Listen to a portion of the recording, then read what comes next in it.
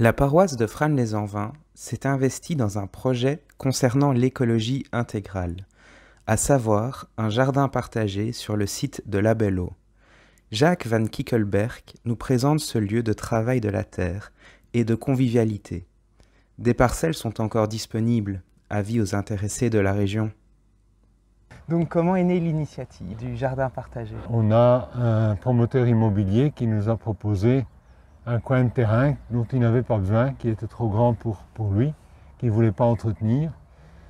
Donc comme on le recevait gratuitement, on a tout de suite accepté la proposition. C'est un terrain qui fait environ 5 arts et 5 arts 20. Puis quand on a eu le terrain, on s'est engagé à clôturer et à égaliser le terrain, mais on s'est dit qu'est-ce qu'on fait avec ce terrain?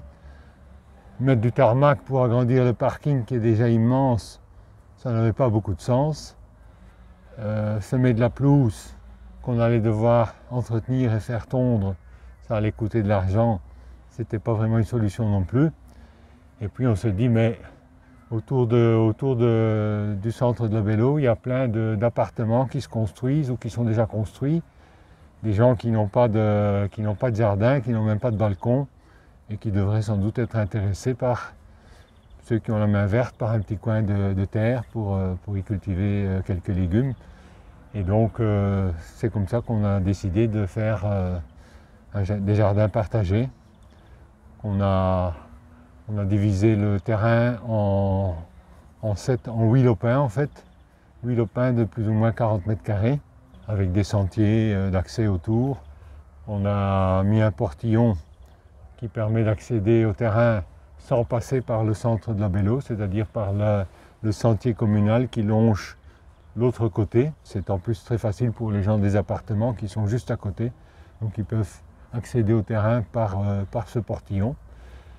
On a également décidé d'installer des citernes d'eau de pluie, de collecter l'eau de pluie d'un bâtiment qu'on a et qui jouxte le terrain pour qu'ils aient de l'eau de pluie pour arroser. Donc on a installé 3 cubis de 1000 litres, donc ils ont 3000 litres d'eau de réserve. Ensuite s'est posé le problème d'avoir un abri où ils puissent loger leurs outils, leur matériel. Et là on s'est dit, plutôt que d'y mettre une cabane en bois comme on le voit dans beaucoup de jardins partagés, un chalet qui allait coûter de l'argent, on a fait une porte dans le local qui est à côté, qui permet aux gens donc de stocker leurs brouettes, leurs râteaux, leurs outils.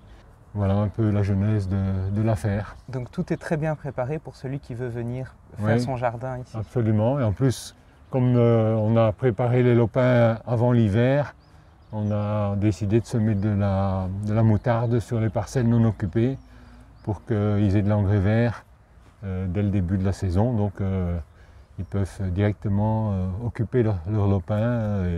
Il faut le retourner un petit peu et ils peuvent y planter tout ce qu'ils veulent. Ils sont libres, donc on leur demande une location de 30 € par an pour occuper le lopin. On leur demande de s'engager aussi pour au moins 2 ans pour ne pas avoir trop de rotation dans les locataires. Il y a un coin qui sera réservé, qu'on va appeler un coin de convivialité, où les gens pourront se reposer quand ils sont fatigués ou qu'ils en ont un peu marre, avec des bancs pour s'asseoir. Il y aura un bac, un jardin surélevé pour les gens qui ont mal au dos et qui veulent quand même semer quelques petites histoires. Donc ce sera un bac de 3,60 m sur 1 m à 90 cm de haut.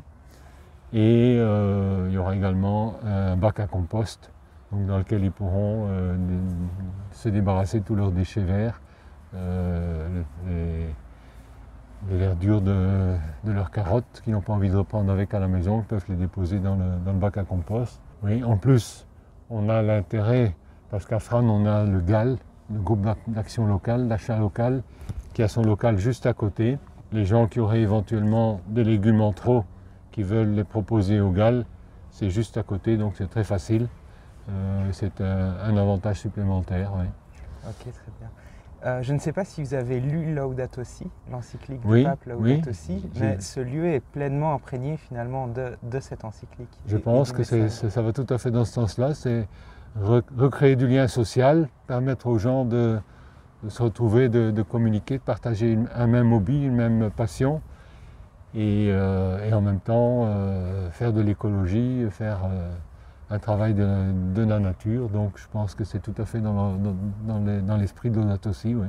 Ici, il reste encore 3 terrains de libre, donc Oui. avis aux intéressés. Absolument. Si par votre vidéo vous pouvez ameuter l'un ou l'autre qui serait intéressé, évidemment, ce ne sera pas des gens qui viennent de 10 km à la ronde, mais des gens du coin qui auraient vu la vidéo et donc ils peuvent très bien s'adresser à moi ou à Martine de Pelchin qui est aussi avec moi dans l'association, ou Gatien Bataille également, on est un peu les 3 chevilles ouvrières de l'idée, du projet.